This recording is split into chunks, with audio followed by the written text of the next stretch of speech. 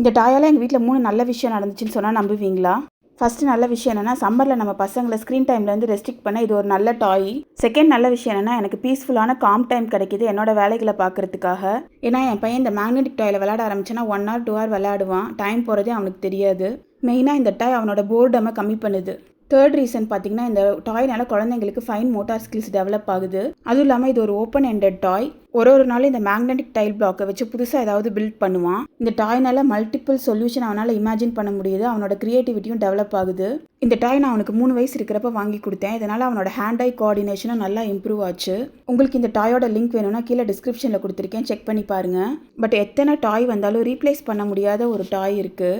அந்த டாய் என்னன்னு தெரிஞ்சுக்கணுமா உங்களுக்கு? அது வேறு எதுவும் இல்லை, நானும் என்னோட ஹஸ்பண்டும் தான். நானும் என் ஹஸ்பண்ட் அட்லீஸ்ட் ஒரு நாளைக்கு அவன் கூட 30 minutes டைம் ஸ்பெண்ட் பண்ணலான்னு ட்ரை பண்ணிகிட்டு இருக்கோம். பேரண்ட்ஸ்னால தான் எமோஷனல் மெமரிஸை பில்ட் பண்ண முடியும், பட் அது டாய்ஸால் முடியாது.